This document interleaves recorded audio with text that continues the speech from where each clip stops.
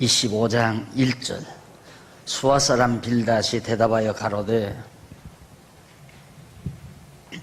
하나님은 권능과 위엄을 가지셨고 지극히 높은 곳에서 화평을 베푸시느니라. 그 군대를 어찌 계수할 수 있으랴. 그 광명의 비침을 입지 않은 자가 누구냐. 3절까지 25장에서부터 31장까지 거의 막바지에 도달하는 내용입니다. 빌닷과 욥의 토론이 벌어지는 장면을 25장에서 31장까지 기록하고 있습니다. 그 가운데 25장은 욥의 친구인 빌닷의 잘못된 변론이 계속되는 내용입니다. 그러니까 25장은 잘못된 변론이다. 얼른 들으면 참 올바른 얘기 같고 잘된 내용 같지만은 매우 잘못된 내용이다라는 것.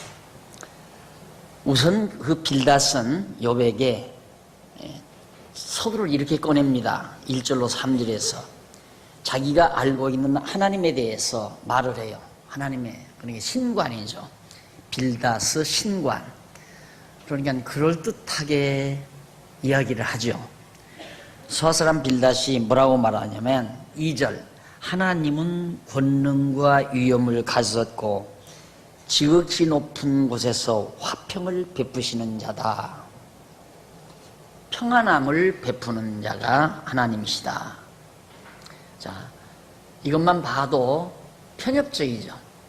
하나님은 환난도 짓고 평안도 지는다 하셨습니다. 그러니까 한쪽만 얘기해도 맞는 것 같지만은 둘 다 얘기를 해야죠.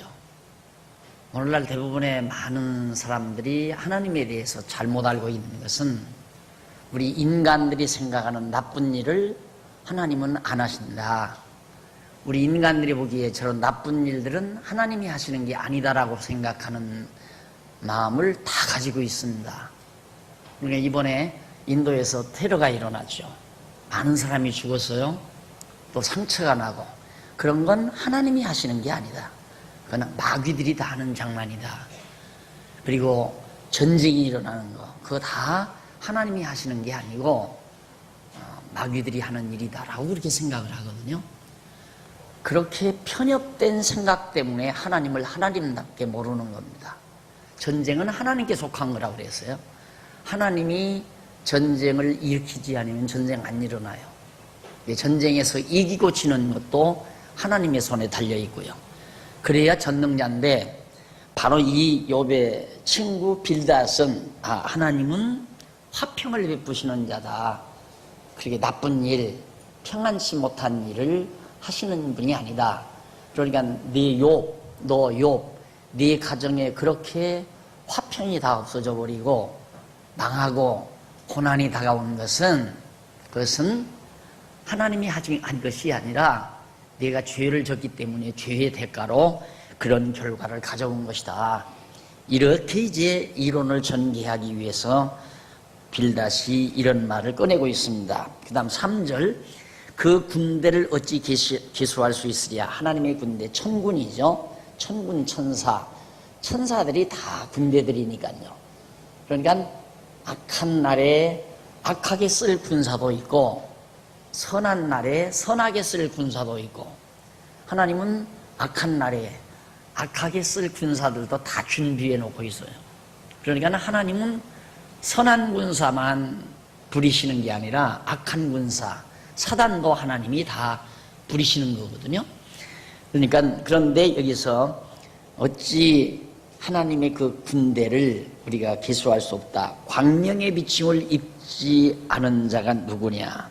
광명의 비침을 다 밝은 빛을 비치고 그런 빛을 누구나 다 하나님께서 비추는 빛을 다 힘입고 산다라고 주장하면서 4절로 6절 빌닷이 하나님 앞에서 벌레인 인간은 불결하다고 주장합니다.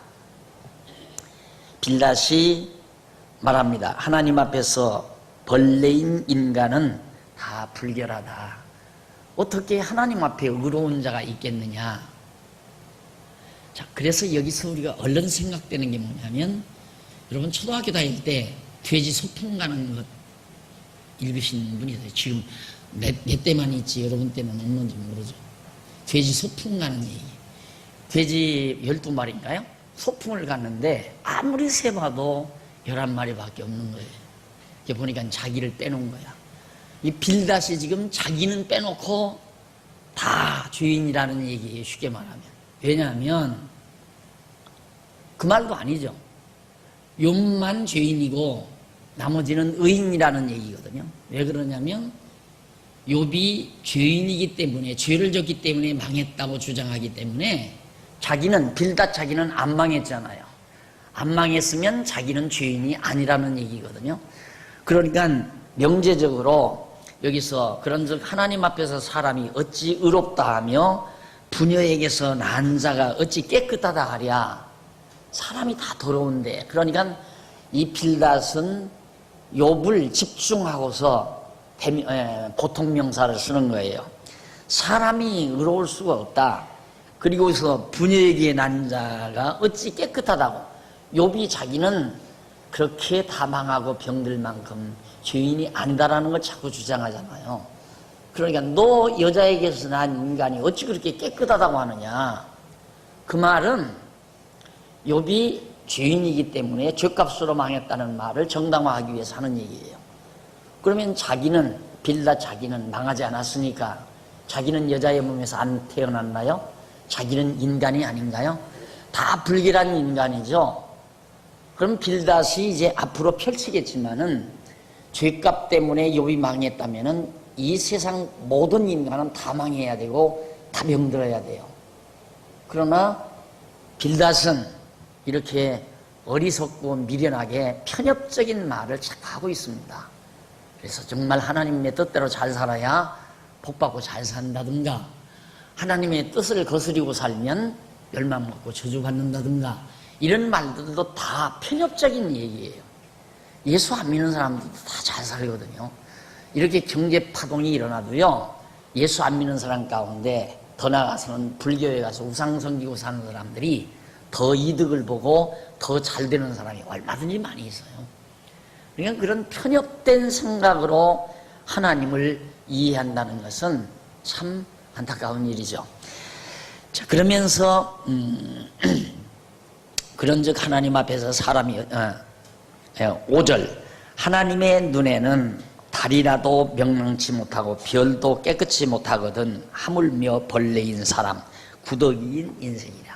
달과 별도 하나님의 눈에는 다 깨끗하지 못하는데 벌레 같은 인간이 어떻게 의로울 수가 있느냐. 자, 일반적으로 우리가 받아들일 수 있는 얘기죠.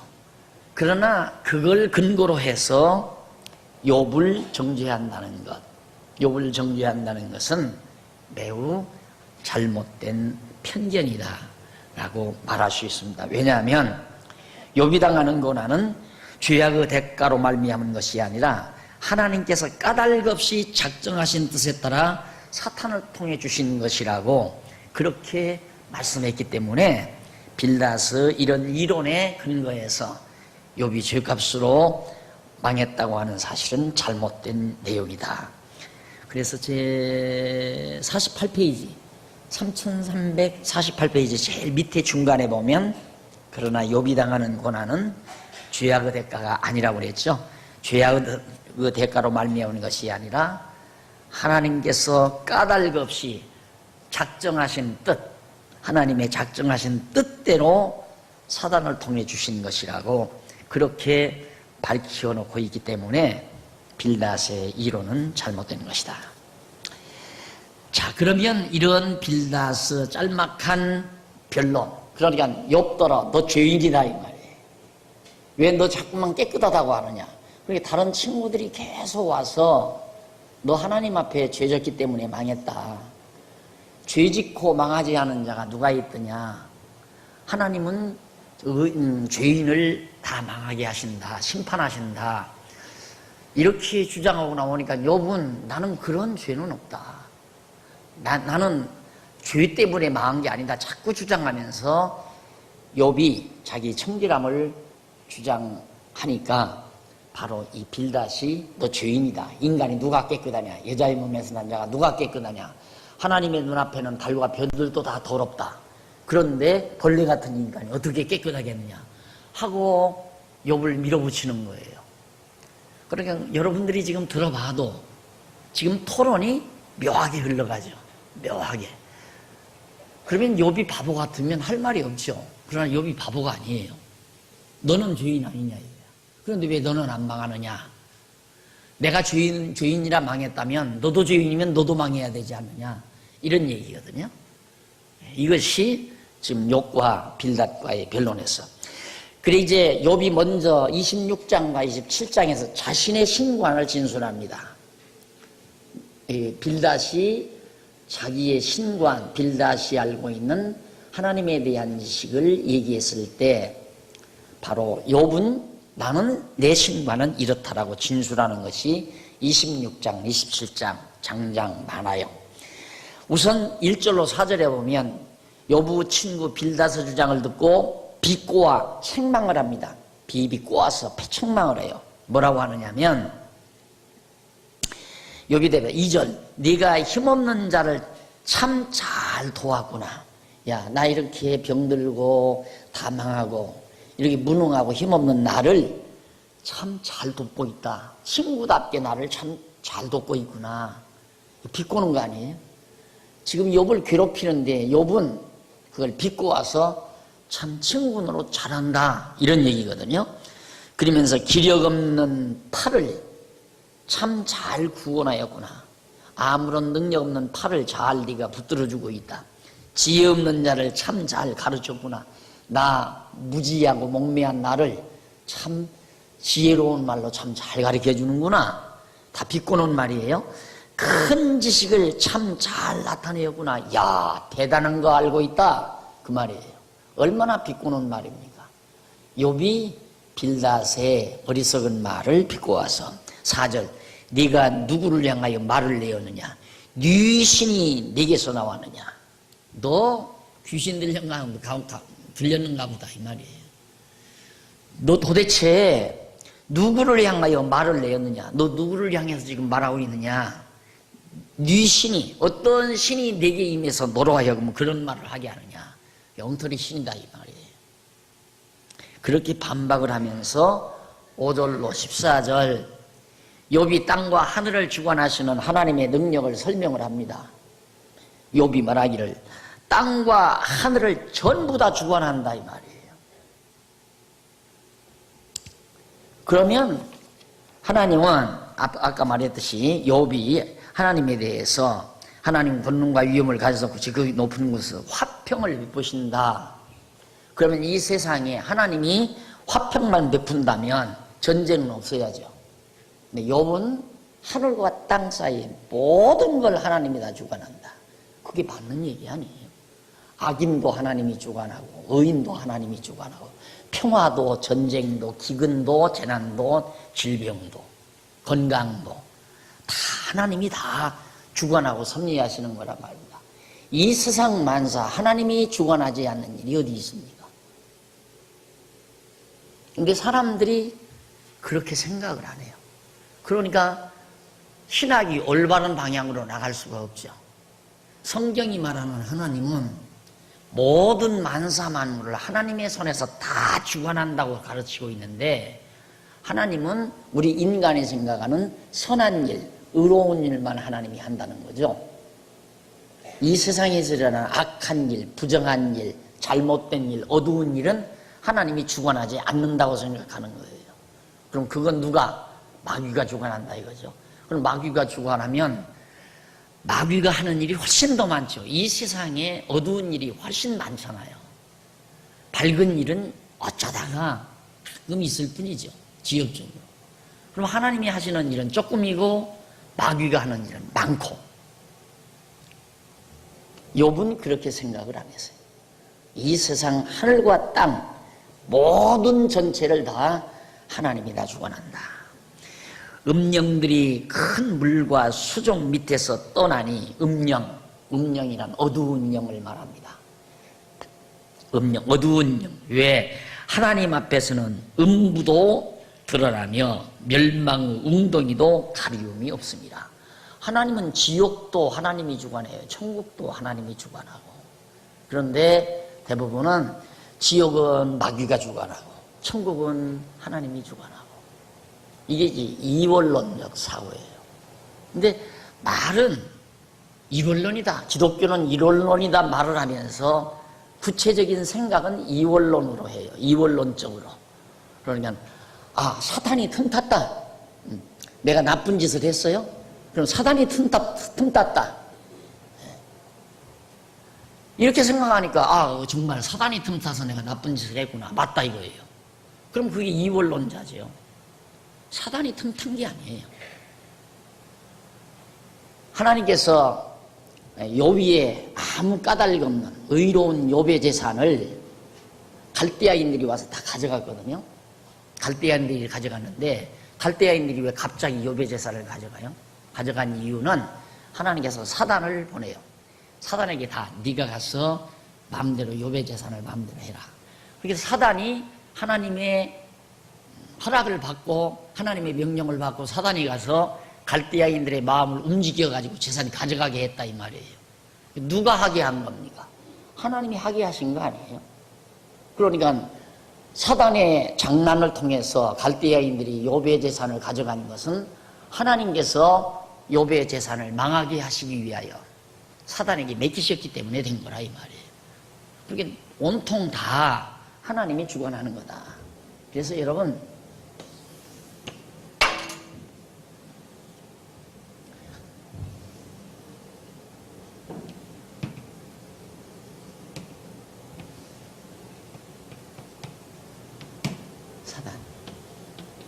인생이죠. 인간. 보통 대부분의 많은 사람은 내가 하나님의 말씀을 순종할 거냐, 사단의 유혹에 따를 거냐. 이 결단의 의지가 인간에게 있다고 가르칩니다. 다 이 구도예요. 이런 구도로 가르치지 않는 사람이 거의 없어요. 내가 잘해야 한다. 내가 하나님 말씀 잘 듣고 살면 하나님이 나에게 복 주고, 내가 하나님 말씀 안 듣고 사단 말 들으면 사단의 종로로 타다가 망한다. 그러니까 내가 하나님 순종하면 천국 가고 내가 마귀 순종하면 지옥 간다. 이렇게 된다 이거예요. 근데 그게 아니고 욥의 신과는 이게 하나님이에요. 하나님. 이게 사단이에요. 사단도 하나님의 영역권 안에 있어요. 하나님의 지배 아래 있단 말입니다. 사단이 자기 마음대로 움직이지 못해요. 그런데 하나님이 인간을 완전히 사단 안에 집어넣는 경우가 있어요. 사단 안에 완전히 사단의 종로로 타게 하는 사람, 완전히 불신자들이죠. 이 불신자들은 완전히 사단의 종로로 타고 살아요. 왜? 하나님이 사단의 영역권 안에 집어넣었기 때문에. 우리는 어떠냐? 우리는 일부는 사단의 영역 안에, 일부는 하나님의 영역 안에 이렇게 되어 있어요. 이게 뭔가? 육의 소욕이에요. 육의 소욕. 육신의 소욕. 내 육신이 아직 남아있잖아요. 육체의 욕망이. 그걸 하나님께서는 사단의, 육신의 소욕은 사단의 영역 안에 있게 만들어요. 사단의 영역, 여기까지가 사단의 영역 아니에요. 그리고 거듭나고 중생한 영의 소욕. 이 영의 소욕이죠. 이 영의 소욕이 강하면 육체의 소욕을 죽이고, 육체의 소욕이 강하면 영의 소욕이 죽어요. 영의 소욕 강하게 하려면 성령께서 나에게 하나님의 말씀으로 충만케 하면 영의 소욕이 강해서 사단의 육신의 소욕을 누르고 살아요. 그러면 점점 성화된 삶을 살아가죠. 그렇게 신앙이 자란다는 것은 이게 자란다는 거예요. 이게 자꾸 올라간다는 거예요. 이게 자꾸 올라가면 이게 적어지겠죠. 이 적어질 거 아니에요. 아주 적어지잖아요. 육신의 소욕이 적어져요. 그럼 이게 완전히 벗어질 때가 언제냐? 완전히 벗어날 때가 성화되는 거예요. 성화, 영화, 성화. 그러니까 완전히 벗어질 때는 우리의 육체의 장막을 벗어버렸을 때, 내가 하나님의 부르심을 받고 내 영혼이 하나님의 부름을 받고 육체의 장막 벗어버리고 이제 장차 예수님 오셨을 때 부활의 영광의 옷을 입었을 때 영화롭게 되죠. 영화로운 거. 그러니까 이것은 불신자, 완전히 사단의 영역 아래 넣어둔 사람, 여기는 우리들. 그래서 하나님의 말씀, 여러분들이 지금도 자꾸 하나님 말씀 공부하는 건 하나님의 뜻을 깨달아 성령의 소욕을 강화시키기 위한 거예요. 예. 하나님의 말씀의 능력만이 우리의 영의 소욕을 강화시켜요. 이것이 강한 만큼 육체의 소욕을 짓누르고 산단 말이에요. 이것이 이제 우리들의 중생인, 이것은 육체인, 불신자, 자연인이죠. 그러니까 완전히 다 하나님의 영역 안에 다 들어있잖아요. 이게 아니에요. 전혀. 이건 완전 틀린 거예요. 이것은 인본주의 신학이에요. 인본주의 신학. 아마 여러분 대학 다닐 때 CCC 많이 다녔을 겁니다. CCC가 하나님 의자, 인간, 사단 의자. 이건 사단, 하나님. 사단. 똑같은 원리예요. 이건 내가 여기 가서 앉을 거냐, 여기 가서 앉을 거냐, 내 선택에 달려있다. 그런 엉터리가 어디 있어요. 그건 신학도 아니고 그 사람의 철학이에요. 그러니까 이렇게 신관 자체가 잘못되지는 데서부터 신앙이 다 엉망돼 버리는 거예요. 전부 엉망. 이건 완전히 하나님의 주권, 하나님이 모두가 다, 사단까지도, 사단의 영역 안에 지옥이 있잖아요. 사단이 지배하는 지옥. 사단이 지배해요. 근데 사단이 지옥을 지배한다고 해서 사단이 제 마음대로 지배하는 게 아니라 궁극적으로 하나님의 주권 하에서 심부름 노릇하는 거예요. 사단은. 부리는 영이나 말입니다. 악한 날에 악하게 쓰시려고 다 준비해 놓은 하나님의 부리는 영, 악하게 쓰는 영, 악한 군사. 이렇게 우리들을 하나님의 자녀로 중생에서, 거듭나고 중생에서 성화시키는 데는 선한 군사, 천사들, 또 하나님의 영, 성령께서 선한 천사들을 통해서 우리들을 보호하고 지키시고 인도해 가는 거죠. 지금 5절로 14절에 나오는, 26장 5절로 14절에 나오는 욥의 신관이 바로 이런 신관입니다. 보편적으로 대부분의 모든 성도들의 신관은 이런 사고구도의 신관이에요. 그러니까 내가 어떻게 하면 하나님 것이 되고 내가 어떻게 하면 사단 것이 되는 줄 알아요. 안 돼요. 그게 아니에요. 완전히 하나님이 다 당신의 백성, 택한 백성은 중생시켜 영화롭게 해서 천국 하나님 나라에서 살게 하고, 불택자는 사단의 영역 아래서 사단의 종로로 타다가 지옥으로 가게 만드시고, 그게 하나님이 주권적으로 당신 기쁘신 뜻대로 해가시는 섭리란 말입니다. 자, 거기 7절, 그는 북편 하늘을 허공에 펴시며 땅을 공간에 다시며 물을 빽빽한 구름에 싸시나 그 밑의 구름이 찢어지지 아니하느니라. 그는 자기의 보좌 앞을 가리우시고 자기 구름으로 그 위에 펴시며 수면의 경계를 그으셨으되 빛과 어둠이 지경까지 한정을 세우셨느니라.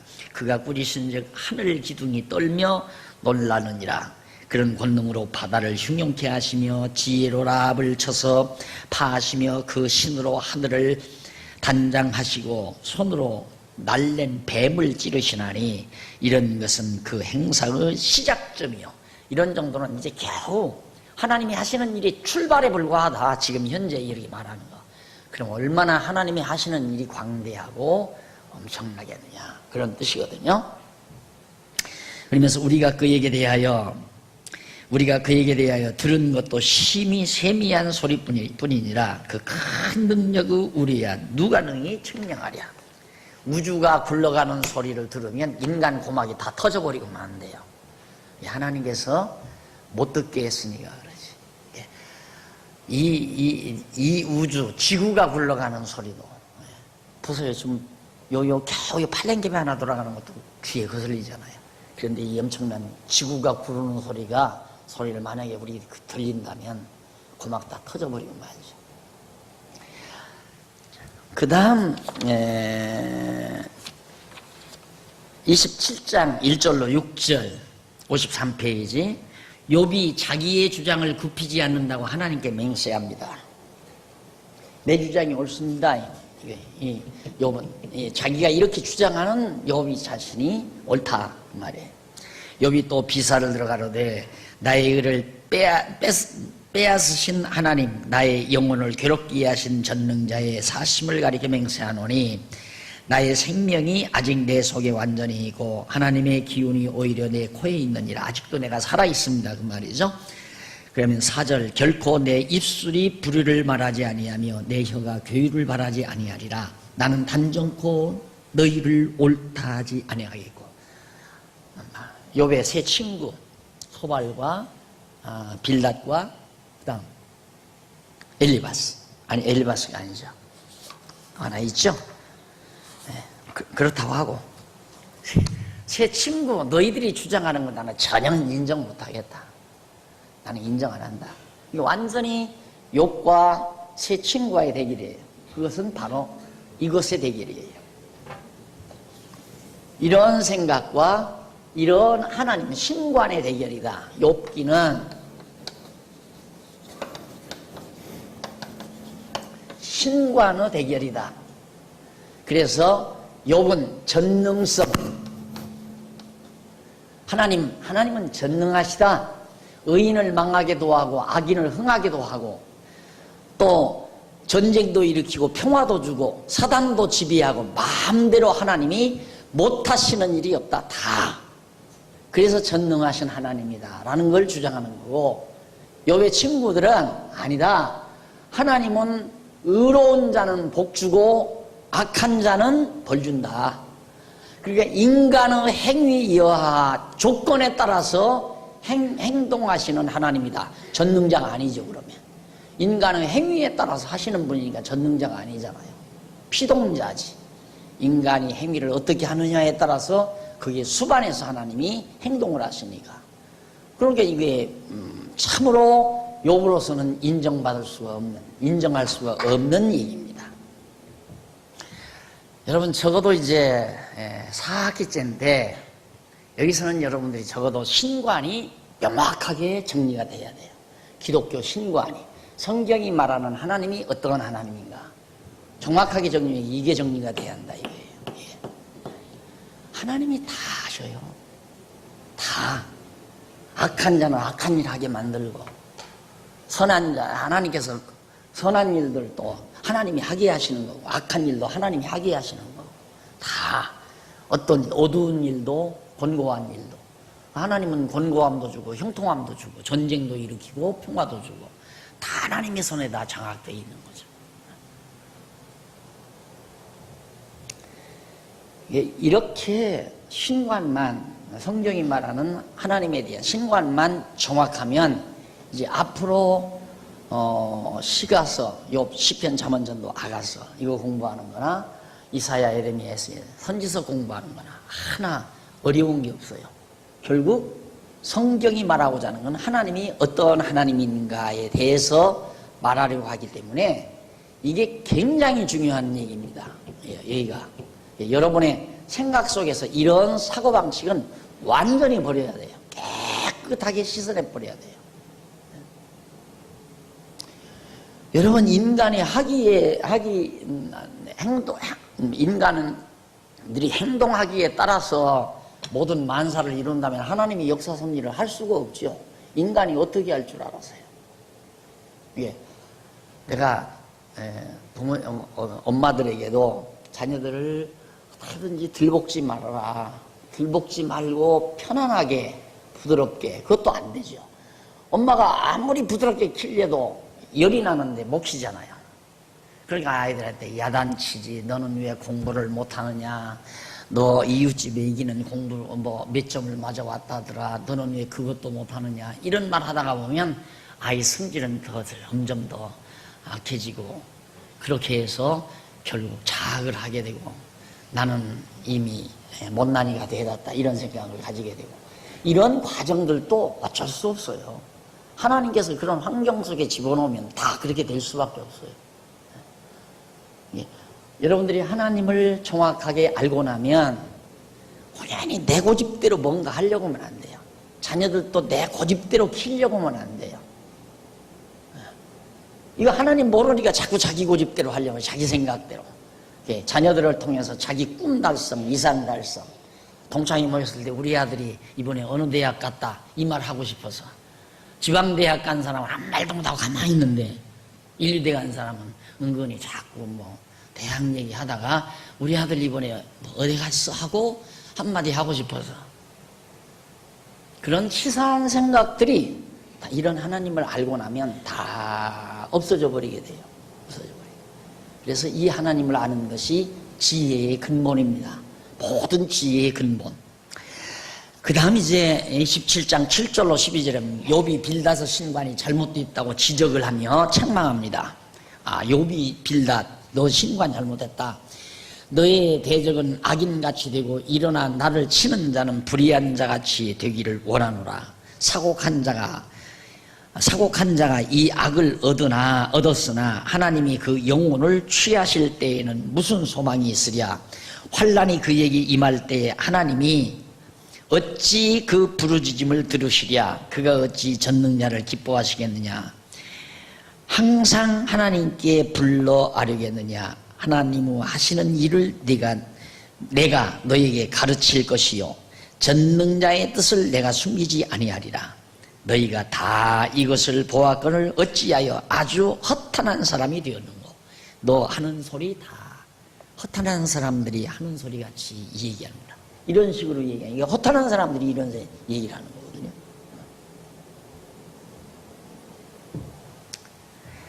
자, 그러면서 13절로부터 23절, 욥이 하나님은 필히 악인의 형통을 피하신다고 주잖아. 반드시. 그러니까 악인의 형통은 피하신다. 언제 피하는가?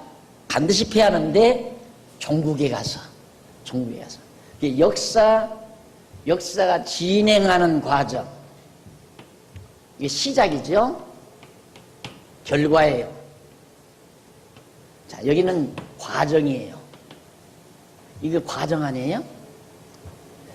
자꾸만 악은 망한다, 악인은 멸망당한다라는 말을 이 과정에서 결론 내리려고 해요. 과정 속에서는 악인도 망할 수 있고 의인도 망할 수 있어요. 과정에서는. 그러나 최후의 심판, 마지막에 가서는 악인은 지옥, 의인, 하나님께서 의롭다 하신 의인은 천국. 이건 결과에 가서는 맞아요. 마지막 최종 심판에 가서는 맞는 얘기지만, 지금 욥이 죽은 것도 아니고 살아있는 과정에서 망했는데 그게 왜 꼭 죄 때문에 망했다고만 하느냐. 그럼 죄 때문에 망하면 죄인들, 여기 사는 인간들이 모두가 죄인이니까 다 망해야 될 거 아니냐. 설명할 길이 없는 거죠. 과정에서는 안 맞는 거예요. 아직 수학을 풀어가면 과정에서는 답이 안 나오잖아요. 막 푸는 과정에서는 답이 안 나와요. 마지막 최후에 가서 답이 딱 떨어지잖아요. 그것처럼 역사 과정에서는 자꾸 원리를 들여다보면 안 돼요. 역사 과정에서는 방법이에요. 방법을 갖다가 원리로 결정 내리면 안 된다 이 말이에요. 악은 망한다 이 말은 최종적으로 망한다는 얘기인데, 악이 방법, 과정 속에서 망한다. 악인들이 안 망하는 사람이 얼마나 많은데요. 예? 여러분 정말 얼마나 잔인하게 산 사람들이, 자손들이 지금 막 땅속에다 묻어뒀는지 어디다 묻어뒀는지 막 보따리로 돈 보따리 해놓고는 잘 먹고 잘 사니, 빈들빈들하니. 너무 잘 먹어서 중풍이 들지도 모르죠. 예? 그 자식들 다 호요시가. 김정일이 아들도 보세요. 김정일이 아들도 해외로만 다니면서, 그것도 최고 인류 호텔. 백성들은 다 지금 말라 죽어가고 굶주려 죽어가는데. 어떻게 설명해? 이런 거 하나 설명할 수가 없잖아요. 그래서 지난번에도 말했지만 니체가 그 고민 때문에 하나님이 없다고 말한 거고 하나님이 죽었다고 말한 거예요. 고민이 안 풀리죠. 어떻게 고민이 풀려요? 세상에 악인들이 잘 되는 사람이 얼마나 많은데, 지금 우리나라도 예수 안 믿는 사람이 대재벌 중에 예수 안 믿는 사람이 훨씬 많아요. 예수 믿는 장로 중에는 대재벌 있지도 않아. 어떻게 그걸 설명을 해요? 뭘로? 그러니까 절대 하나님이 역사 과정, 지금 역사 진행 과정에서 자꾸 답 얻으려고 하면 안 돼요. 답을 얘기하면 안 된단 말입니다. 수학 공식을, 수학 문제를 풀어가는 과정에서 답 내놔라 그러면 되겠어요? 끝까지 풀어가야 답이 이것이다 나오죠. 그러니까 욥이 말하는 최후의 악은 멸망, 악인은 망한다 라는 말은 여기를 말하는 거고, 친구들이 말하는 얘기는 여기를 말하는 거예요.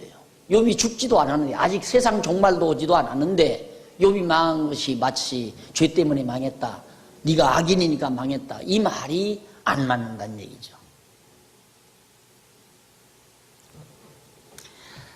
자, 그래서 악인이 하나님께 얻을 분깃, 강포자가 전능자에게 받을 산업은 이것이라. 13절 그 자손이 번성하여도 칼을 위하며 그 후에는 식물에 배부르지 못할 것이며 그 남은 자는 연병으로 묻히리니 그의 과부들이 울지 못할 것이며 그가 비록 은을 티끌같이 쌓고 의복을 진흙같이 예비할지라도 그 예비한 것을 의인이 입을 것이요 그 은은 무죄자가 나눌 것이며 그 지식은 그 지은 집은 조무집 같고 상직군의 초막 같을 것이며 부자로 누구나 그 조상에게 돌아가지 못할 것이요 눈을 뜬 즉 없어졌으리라. 두려움이 물같이 그를 따라 미칠 것이요 폭풍이 밤에 그를 빼앗아 감같이 같을 것이며 동풍이 그를 날려보내며 그 처소에서 몰아내리라. 하나님이 그를 아끼지 아니하시고 쏘시나니 그가 그 손에서 피하려 하여도 못할 것이라. 사람들이 박장하며 비소하고 그 처소에서 몰아내리라. 여러분, 지상에서 강대한 나라 에집트 망했죠. 아주 에집트 문명, 아시리아 문명, 바비로니아 문명, 페르시아 문명, 헬라 문명, 로마 문명, 강대한 나라들이 다 망했어요. 그 하나님 섭리예요. 근데 욥은 지금 끝 안 났잖아요. 바로 어떻게 돼요? 욥이 다시 회복이 되죠? 갑절의 복을 받잖아요. 그건 또 어떻게 설명해요? 악인이 복 받나요? 그렇게 되면? 하나님께서 섭리 과정에서는 때로는 곤고함도 주고 형통함도 주고, 형통한 것 같지만은 결국은 곤고함으로, 이렇게 생각하면 됩니다. 하나님은, 하나님의 택한 백성은 끝이 좋아요. 끝이. 그 다음 어두운 백성은 끝이 나빠요. 종결, 끝이. 결국 지옥으로 간다 이 말이에요. 과정에서 악인이, 불택자가 잘 될 수도 있고 권력을 얻을 수 있고 영화를 누릴 수도 있어요. 또 하나님의 택한 백성이 과정 속에서 가난할 수도 있고 병들 수도 있고 천대받을 수도 있고, 그러나 끝은 정 다르다 이 말이에요. 완전히 다르다. 그래서 그 말을 13절로부터 23절까지 해서 말해주고 있는 겁니다. 그 다음에 솔로몬이란다. 욥이 지혜론을 진술합니다. 욥이 가지고 있는 지혜가 뭔가, 그 지혜론에 대해서 욥이 말을 해요. 28장에서 1절로 11절, 28장 1절로 11절 보면 욥이 땅에서 귀한 것들을 얻은 처소는 알 수 있다. 말 뭐냐면 땅에서 뭐 보석, 황금, 노다지 같은 거, 이런 것 어디서 얻는가 그건 알 수 있다 이거예요. 그러나 지혜가 있는 곳은 어딘지 그건 땅에서 도저히 알 수가 없다. 지혜의 처소는 모른다 그 말이거든요. 그래서 거기 나오는 1절로 은은 나는 광이 있고 연단하는 금은 나는 곳이 있으며, 그러니까 지상의 모든 보물들 이런 것들은 그 초소가 있어요. 나는 곳이. 그런데 지혜의 초소는 깊은 바다에 가도 없고 깊은 산중에 가도 없고 땅속 깊이 파고 들어가도 거기서 지혜가 나오는 건 아니다. 지금 그런 얘기를 하는 거거든요. 그러면서 28장 12절로 14절 58페이지, 값을 모르는 지혜와 명철은 땅에서 찾을 수 없구나. 값을 몰라요. 얼마나 무값이라고 그러죠. 그러니까 무엇을 주고도 바꿀 수 없는 값이란 말입니다. 지혜라고 하는 거예요. 여러분들이 지금 성도대학 왜 다녀요? 그 지혜 얻으려고 다니는 거예요. 이게 무섭게 한다니까, 성도대학을. 왜? 등록금이 없어서 그래요. 등록금이 700~800만 원, 1000여만 원 나가면 야, 인류대학이다 그럴 텐데 워낙 등록금이 없잖아요. 그러니까 헐값으로 알아요. 등록금이 없는 건 값이 없으니까 값을 계산할 수 없는 거예요. 황금으로도 안 바꾸고, 황금 가지고도 바꿀 수 없고 보석 가지고도 바꿀 수 없는 이 지상에서는 찾을 수 없는 정말 무값이에요. 값을 모르는. 그게 12절. 그러나 지혜는 어디서 얻으며 명철의 것은 어디인고 그 값을 사람이 알지 못하나니, 사람 사는 땅에서 찾을 수 없구나. 그 값이 얼마인지도 모르겠고 사람 사는 땅에서는 그 지혜를 찾을 수도 없고, 깊은 물이 이르기를 내 속에 있지 아니하다 하며 바다가 이르기를 나와 함께 있지 아니하다 하니라. 깊은 바닷속이 여기도 없다. 그 지혜는 여기도 없다. 깊은 땅속도 마찬가지야. 여기에는 지혜가 없다. 그러면서 15절로 19절, 지혜의 처소. 욥의 지혜론에 있어서 지혜의 처소가 어디인가? 이 땅은 아니다. 그럼 어디냐? 욥이 지혜의 값은 무슨 보물로도 비교할 수 없다. 이 지혜의 처소, 그 다음 지혜의 대가, 가치, 지혜의 가치. 이 15절로 19절. 정금으로도 바꿀 수 없고 은을 달아도 그 값을 당하지 못하리니, 오비르 금이나 귀한 수만호나 남보석으로도 그 값을 당치 못하겠고, 황금이나 유리라도 비교할 수 없고 정금 양식으로도 바꿀 수 없으며, 산호나 수정으로도 말할 수 없나니 지혜의 값은 홍보석보다 귀하구나. 구수의 황옥으로도 비교할 수 없고 순금으로도 그 값을 측량하지 못하리라. 내가 볼 때는 진짜 이 성경, 이 성경과 같은 이 지혜의 보고가 없거든요. 성경을 모르고는 지혜를 얻을 수가 없는데, 지혜는 모든 지식을 다, 이 세상에 모든 지식을 다 합들여도 지혜하고도 비교가 안 돼요. 왜? 이 세상의 모든 지식을 다 걸어 모아도 이 신관이 안 나와요.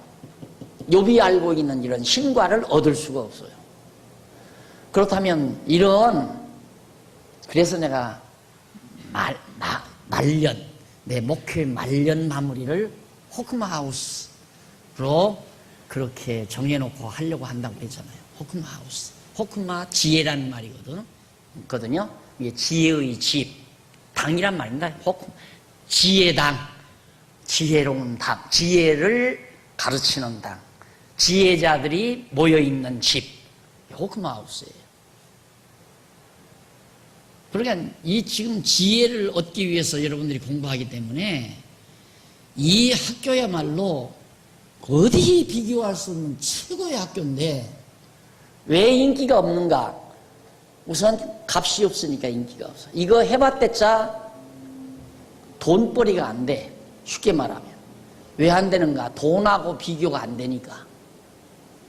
이걸 주고 돈하고 바꿀 수 있어야 되는데, 아무리 큰 재산 덩어리를 하더라도 이것과는 바꿀 수가 없으니까 돈벌이가 안 되죠. 안 그래? 그리고 치사한 것은 인가가 안 났어. 인가가 안 났어요. 그래서 열받아가지고 인가를 내버릴까 그런 생각도 한다니까. 진짜 이 지혜의 보고 무엇으로도 바꿀 수 없는, 여러분들이 이제 성도대학 8학기를 딱 공부하고 나면 그래도 아주 망긋해질 거예요. 망긋해질 거예요. 그렇게 되면 야, 이게 얼마나 인생살이에 있어서 소중하고 귀한 건가를 여러분들이 새록새록 깊이 느끼게 되고, 이걸 여러분들이 여러분들의 소유로 간직했다고 하는 그 뿌듯함, 이것이 우리의 삶을 더욱 알지게 하고 힘있게 만들 수가 있다. 수정으로도 말할 수 없나니 지혜의 값은 홍보석보다 귀하구나. 19절, 구수의 황옥으로도 비교할 수 없고 순금으로도 그 값을 측량하지 못하리라. 지혜의 값에 대해서 욥이 지혜론을 펼칩니다.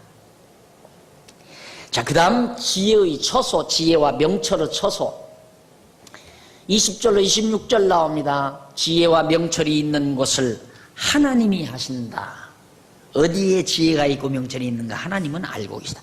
그런즉 지혜는 어디서 오며 명철의 곳은 어디인고, 모든 생물의 눈에 숨기어졌고 공중의 새에게 가리워졌으며 멸망과 사망도 이르기를 우리가 귀로 그 소문은 들었다 하느니라. 하나님이 그 길을 깨달으시며 있는 곳을 아시나니 이는 그가 땅끝까지 감찰하시며 온 천하를 두루보시며 바람의 경중을 정하시며 물을 되어 그 분량을 정하시며 비를 위하여 명령하시고 우려의 번개를 위하여 길을 정하셨습니다. 하나님께서 우주 만물의 운행 궤도를 하나님이 다 그렇게 정해 놓으셨다. 전부가 하나님께서. 그렇기 때문에 하나님은 지혜가 있는 위치를 아신다. 그래서 솔로몬이 여호와를 경외하는 것이 지혜의 근본이다. 하나님을 알면 하나님에 대한 경외심이 나오는데 그 경외함이 지혜의 근본 뿌리예요. 거기서부터 모든 줄기와 가지가, 그래서 모든 만사를 지혜롭게 해결하고 지혜롭게 정리하고 살 수 있는 그런 능력을 가질 수가 있는 거죠. 예. 요즘 오후에 강의 있죠? 오후에 잠언서 강의 나오잖아요. 잠언서 보면 자, 어느 길로 갈 건가? 지혜의 길. 북이스라엘로 갈 건가? 남쪽 유다를 택할 것인가? 바로 선택의 기로죠.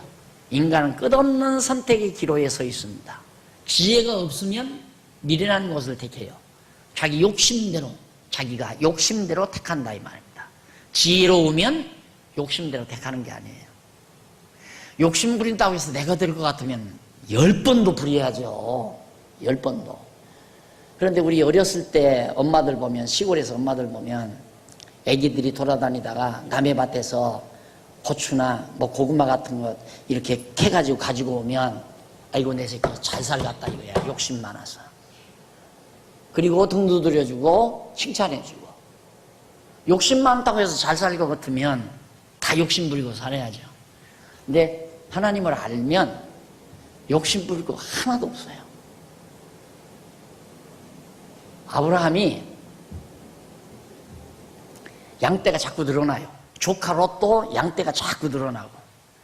그런데 양떼에게 있어서는 아주 필수적인 것이 풀밭이에요.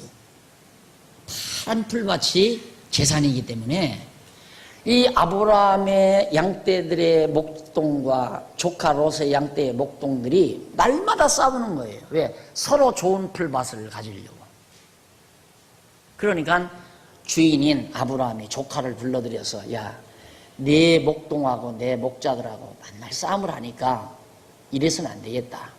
너 동을 택할 거냐 서를 택할 거냐. 내가 동을 택하면 나는 서를 택하고 네가 서를 택하면 나는 동을 택하겠다.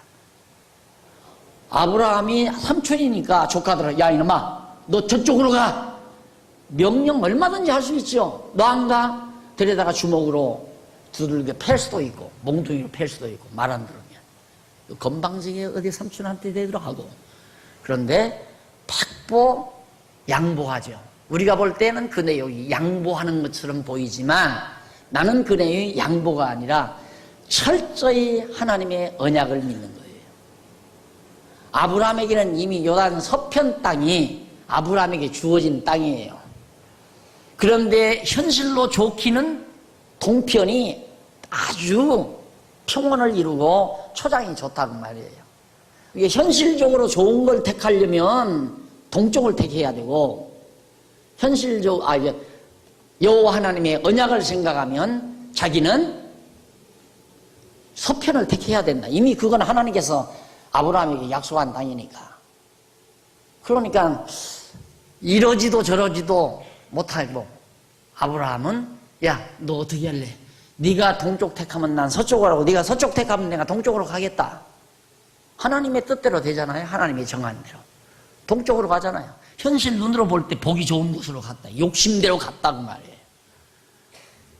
욥이 조카 롯이 욕심대로 동편 땅 가가지고 소돔 고모라 성에 살다가 결국에는 불바다가 돼서 다 죽어버리고 말았잖아요. 아브라함은 그 자손이 지금까지 살아남아 있고 그 땅에서 하나님 정하신 대로 되는 거예요. 그게 믿어져야 지혜자가 되는데 이 하나님을 경외하는 마음이 생겨날 때부터 이제 그게 믿어지는 거예요. 그러니까 그때부터가 바로 지혜의 근본이 된다. 뿌리가 된다고 말이에요. 나무가 뿌리가 있어야 자라날 거 아니에요. 하나님 여호와 경외하는 마음이 없는데 어떻게 지혜가 자꾸 자라나겠어요? 안 자라나죠. 안 자라니까 계속 욕심으로 경쟁하면서 시기 질투하면서 세상을 그렇게 비련하고 어리석게 사는 거죠. 여호와 경외하는 마음이 있으면 하나님이 이미 내게 한평생 사는 동안 내가 누려야 될 분량이 정해져 있어요. 딱 정해 놓으셨어요. 그건 하나님이 이미 정하셨기 때문에 반드시 내게 주어지게 돼 있어요. 뭐 월급을 받는 것도 마찬가지고 내 일평생 살면서 재산 벌어들이는 것도 마찬가지고 다 하나님께서 미리 정해놓고 나를 이 세상에 보내놓고 섭리하는 거란 말입니다. 그런 여호와 하나님 믿고 살면 편안해져 버리잖아요. 그래 네 마음대로 해라. 너 먼저 선택해. 너 먼저 선택하라는 말보다 더 좋은 말은 사실 실제로 이쪽이 좋지만 이쪽은 나쁘고 요단 서편 땅은 나쁘잖아요. 막 산들이 많고 바위산들도 많고 험한 골짜기들도 많고 근데 이쪽은 평원이란 말이에요. 동편은. 그러니까 현실적으로 볼 때 이 땅이 동편 땅이 양목이기가 참 좋지만 하나님이 나에게 언약하신 땅은 이 서편 땅 비록 좋지 않아도 이 땅이 나에게 언약한 땅이니까 내가 이 땅 가져야 할 땅이니까 너는 글로로 가라. 이랬어야죠 아브라함이. 근데 미련이 조금 남았던 거 아닌가 싶어. 너 어떻게 할래? 어디로 갈래? 네가 우로 가면 나는 좌하고 네가 좌하면 내가 우 가겠다. 왜?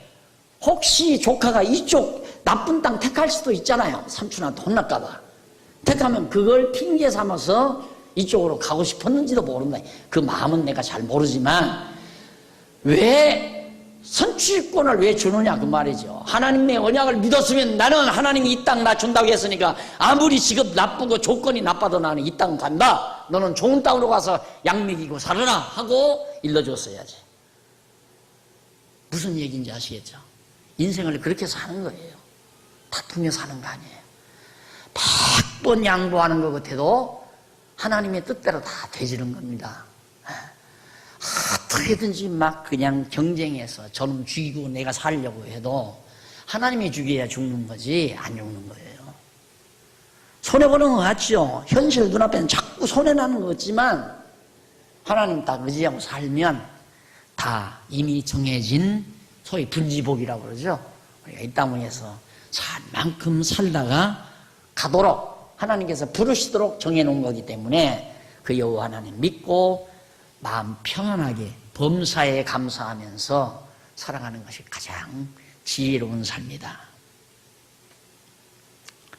27절로 28절 나오잖아요. 28장 61페이지 3361페이지 주를 경외함이 지혜며 나오죠. 악을 떠남이 명철이라. 그때 지혜를 보시고 선포하시며 굳게 세우시며 궁구하셨고 또 사람에게 이르시기를 주를 경외함이 곧 지혜요. 하나님을 경외하는 것이 곧 지혜다 그 말이에요. 악을 떠나는 것이 명철이다. 판단력이죠. 명철, 분별력. 저 사람 참 분별력이 좋아. 그 말은 명철하다. 저 사람 참 총명하고 명철하다. 분별력이 좋다 이 말. 악을 택한다는 것은 벌써 하나님이 싫어한다는 걸 택한다는 거 아니에요. 선을 택하는 건 하나님 경외하는 쪽을 택하는 거고. 그러니까 하나님 경외하는 것이 지혜고 악을 택하는 것이, 악을 떠나는 것이 명철이다. 저 사람하고 싸울까?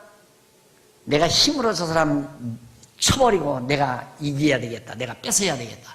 이건 악이죠.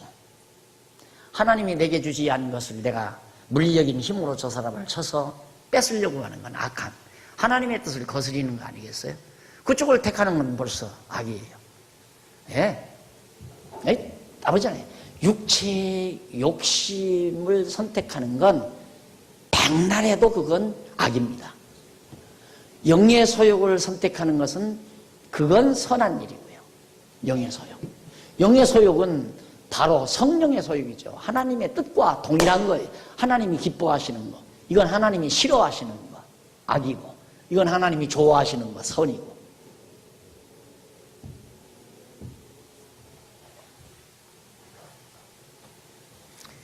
아무것도 안 해도 외울 것도 없죠. 하나님을 경외함이 지혜요. 악을 떠남이 명철이니라. 참 좋죠. 여러분 그 하나만 결국 이 내용이 8학기 공부하고 나서 맞다. 딱 여러분의 마음속에 그냥 큰 바위덩어리가 맞다 하고 딱 안착되는 이 머릿속에도 맞다 하고 딱 그 자리 딱 잡는 그런 느낌을 받으시면 졸업생 되는 거예요. 맞다.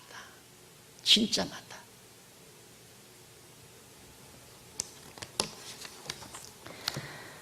자, 그러면서 29장에서 과거를 진술합니다. 우리 차 한 잔 들고 과거를 진술을 어떻게 하는지 같이 한번